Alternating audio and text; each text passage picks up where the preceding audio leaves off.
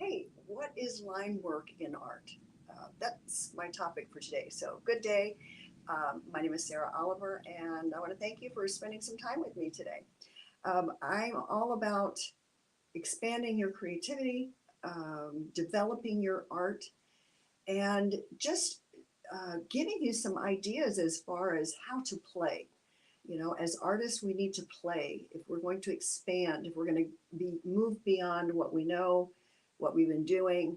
Um, and so, anyhow, lines are really exciting for me because they can be used in so many different ways. Um, and I think the more I learn about line work and their meaning, the more I understand me, the more I understand what's being conveyed on the canvas or on my sketch pad or whatever it is that I'm working on. So today I'm going to talk about the 5 different types of lines in art, talk a little bit about their meaning. We have elements in our art, and line is a big part of that. Line, color, shape, form, texture, value, and space. So just think about that. So anyway, I'm going to hop right into it because I do want to cover a lot. I've got a few notes because if you've watched or followed along with me, I do hop on little bunny trails along the way. So those are all great. That's part of the creative process.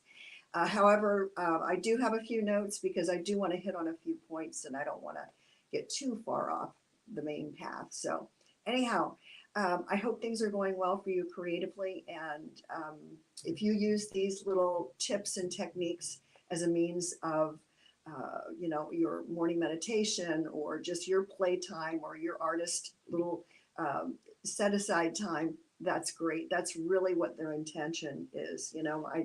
I want to show up in a meaningful way. So, anyway, I'll start with vertical lines. Vertical lines, obviously, they're straight up and down. We know that. But just think about them as far as moving them as they relate to space. So, I know this morning when I got up and I began doodling, I put the pen on the paper and I began moving it. And that paper is space. It's the space I have to have um, that the line work, that experience, whatever that turns out to be like. So vertical lines are perpendicular to the horizontal lines. They suggest, a straight and, just a very masculine, if you will, powerful, very centered, um, because really they're heading towards the sky. All right, so they're grounding. And so if you think about a line being pinned up and down, that it's secure, okay? It's stable and maybe even unshakable. So think about that. So as you're um, maybe wanting to express yourself, I use, again, this is information that's helpful before, during, and after your exercise, depending on the nature of the work you're doing at the time. Obviously, if it's playtime, you may have some sense of what you'd like to put on the paper, but you may not. All right. My advice is to just focus on being in the experience and not really worry about the outcome. All right. That's a different kind of play when we're specifically trying to accomplish something. So this particular exercise, or what I'd like you to get out of it today, is more about being in the experience. All right. And so I find it really fun to, after I'm finished with the piece, to go back and take a look and kind of um, interpret it, if you will. All right. So I spoke of horizontal lines. Horizontal lines, as you know, they are straight parallel, okay, to the horizon, from right to left, and they suggest maybe distance.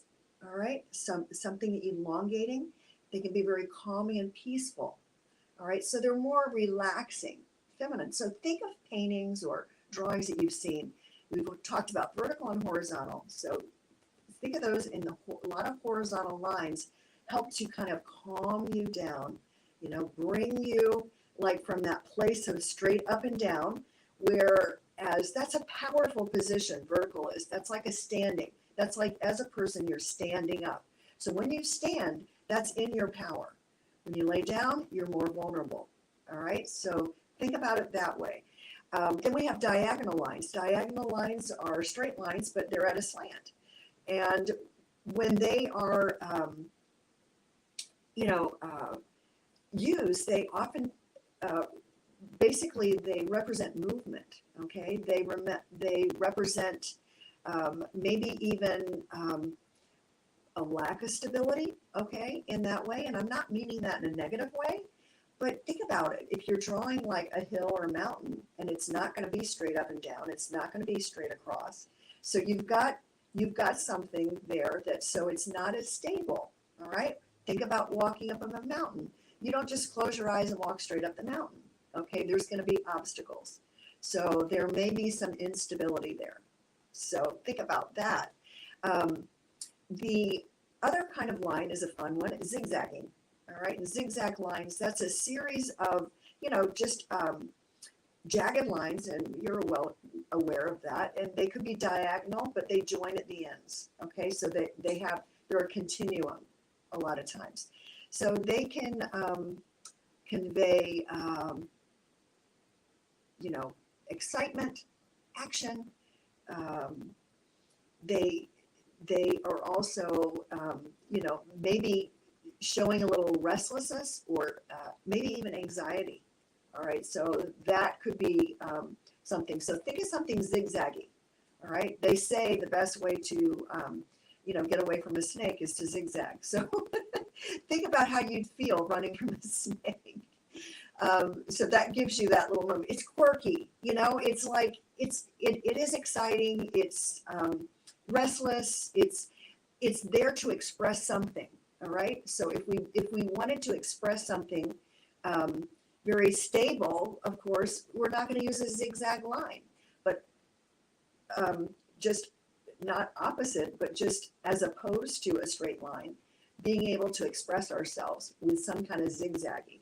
Now, it doesn't have to look exactly even. All right. These zigzaggy lines can vary. I have I have this example that shows a lot of these things, but look I have a zigzag right here, right? So that is an example of how they can be at different sizes and used in a way to bring your attention up. They show like something is going on there. It's silly. It's maybe a little funky. It's out of the ordinary. It's not a straight up and down. It's not something that you look at and go, aha. So it pulls you in. It's a little bit engaging as well because you want to know, what is the nature of that? Why the zigzag? What's going on there? So that's a way that you can get, your message across too. Bring someone to a place. So you may use a zigzag line to get the eye to follow you somewhere so that you are able to show them what it is that you want them to see. Or maybe talk to them about what that journey might look like as you're going from point A to point B. So you can see the fun and creative nature of line work. All right, it is. So lastly, we have curved lines. Curved lines that they can be spiral, they can just bend, right? They can bend gradually or suddenly, and they're more, when you think about a bent line or curved, it feels more intimate. It feels comfortable. Like we round those hard edges, right? So rather than go straight to A and B, we curve around. We mosey, right? We might serenely take a little walk. We might indicate maybe something sensual or relaxing or intimate with the curve. So those are some fun things to remember about lines, that one of the basic elements in your artwork. So you can get all kinds of variations of those as well. And so the variations would be in the length and the width of those lines, could be the weight of the lines, texture, bringing texture into the lines, as well as style. So for instance, I showed you this. This is a good example. Why? Because you can see it pretty clearly. The line is pretty bold. So I used the the variation of the width of my line. I made it bolder because it goes with this. The bold line fits this silly nature, this kind of quirky scene here. And it gives the proper representation, really, because all of this stuff, it doesn't make sense, right? And that's like fantastic. We want to sometimes like get out of the box of having to draw something specifically or make it perfectly. And so we can get into that little space of being in the mystery or being in that fantasy. Or so it's just like fantastic. It's a neat place to be. So the other thing you'll notice here is not only the weight of it, but I created some texture as well by using some different like little circling. And here, let's see, you see this looks like a little bit of a texture. So you know that feels different than this space over here. See these little spirals? These are curls. These are curvy lines with some floral plants. All right, so same here. So I took lines, but I curved them and created like that flower, something that's growing. So you've got a lot of growth here. And then you've got some vines coming along here, but the tiny little circles. So also, too, the size of the object or the design that you're drawing is also going to speak to really where you're at and what your message is. So I hope I've kind of stirred things up a little bit for you and given you some interesting things to think about that perhaps as you're doodling or creating your artwork, that incorporating lines could help to really help you to express what it is you like to express. It would give a more rich, in-depth message perhaps as well. So I just want to go over a few things. I'm just going to show you once again, just like the canvas I showed you, this paper, these are some samples of my doodles. You can see it's a bolder line. You can see a combination of things. You can see diagonal, you can see the vertical, as well as curved lines, right? And you've got some different, over here, finger, some different weight lines as well. All right, now, just juxtapose that against this. See how delicate these lines are? It speaks to the piece, right? Because it's rising up. There's something very strong and stable, like there's power in this. And this happens to be, like a sun and flower kind of combination. So again, it's rising up. It's symbolic of the sun being up in the sky. Something pulls us up. And this particular drawing is about that. It's about letting yourself be pulled up, okay, for that strength that you need. Reaching up, looking up, and just, I don't know, it was just one of those thoughts I had, and I was like, oh, goodness. And so also, this shows, and I'm going to get this a little close, this shows that the line over here is horizontal. And reason being is I wanted to give the message that we can stand strong out of a place of rest. How's that? So see how we can begin to use this to really understand a little bit more about where we're at, what we need, what we want, and the message that we're conveying. So again, depends on the purpose of your drawing. If you're doing some personal work, I feel like the line work is really good for my inner work. And I know when a work is being done in me, that it's really purposed for me to share that as well in some form or fashion. So maybe just my awareness of drawing that doodle in the morning, and then maybe I come across someone today who I'll just say, hey, stand strong in this, but stand out of a place of rest. And what I mean by rest is really trusting the process, trusting that there's like that power outside of you that has all this, it's all set, like everything's just the way it should be. And that in our place, in this place of rest, we understand that things come to pass. And so a lot of times I think of it like this too shall pass, like, oh, I can't wait for this to get over. But if I think about it from a different, if I put the emphasis on the words differently, this comes to pass.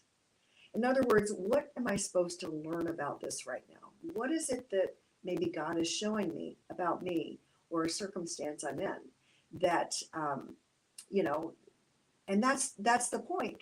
So anyway, it's awesome. I love this. And then I'll just show you a few more um, to give you an idea. These are a lot of fun.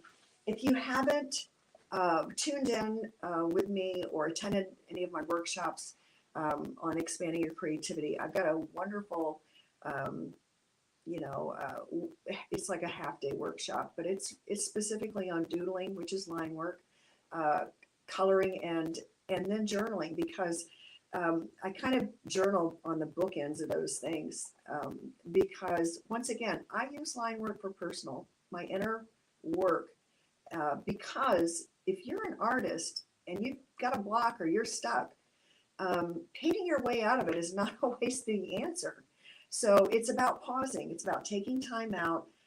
I speak a lot about retreat. You know, we have to get quiet to understand, to get in touch with where we are. So getting in touch with me could start with some line work. Now, oftentimes I will incorporate some color into it, and I showed you an example, but sometimes it's just line work, and I will sit quietly. I never know what's going to come up. I really don't. This is another example. We've got curves. We've got a figure who's vertical. Okay, so she's strong. She's got like maybe the sun behind her, but we've got diagonal, which means there's movement, which means that, you know, it's not stagnant.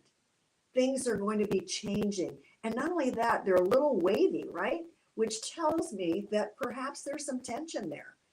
And the beautiful thing about tension is, and if you are in a life circumstance and you are feeling anxious or there's tension, it's not smooth sailing, you know, step back emotionally and spiritually and consider, you know, get in that place of rest where you're trusting that you're right where you're supposed to be, that perhaps you're spiritually fit to be right here, right now, and just know that tension is where breakthrough is. Tension is where the beauty is released.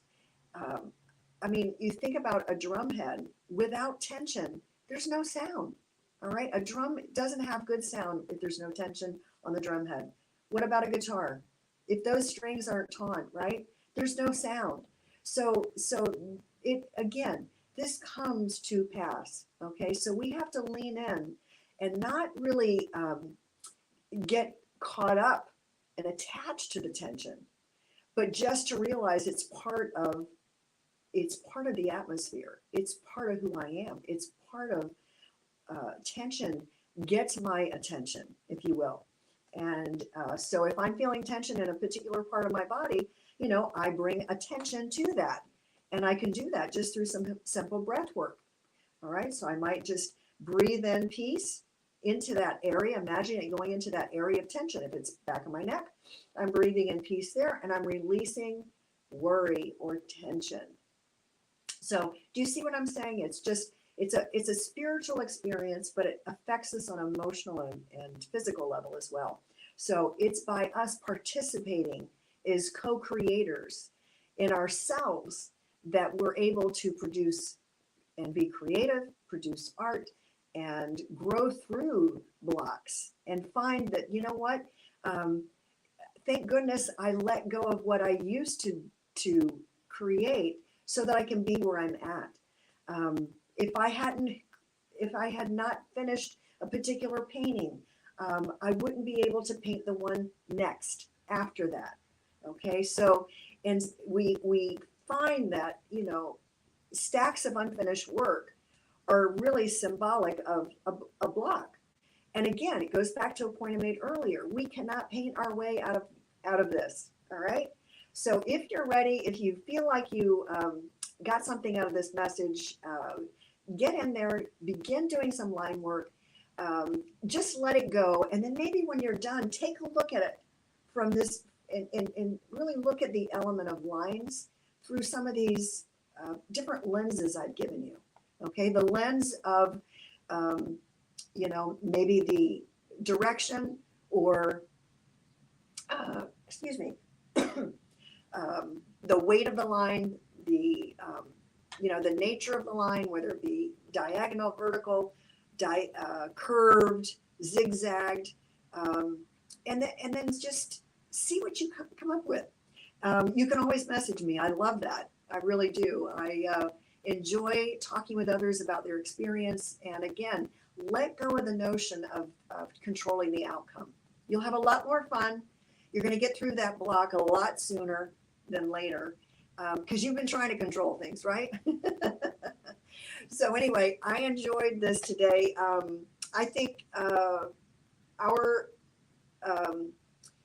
signature, if you will, comes from our line work. It really does. It's where shape begins. It's where we begin to have our style emerge. And I think that's the simplicity of our creative foundation, if you will. So anyhow, enjoyed it. Glad you could take time out for yourself today, because really that's what this is about. And let me know how you're doing creatively. All right. So I'll see you next time. All righty. Bye-bye.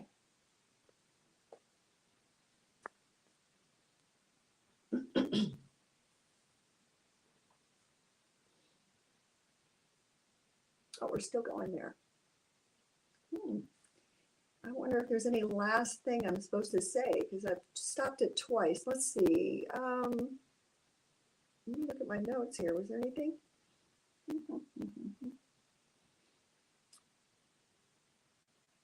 No, I think I covered what I wanted to cover. All right. Well, listen, take it easy, and I'll see you next time. Bye-bye.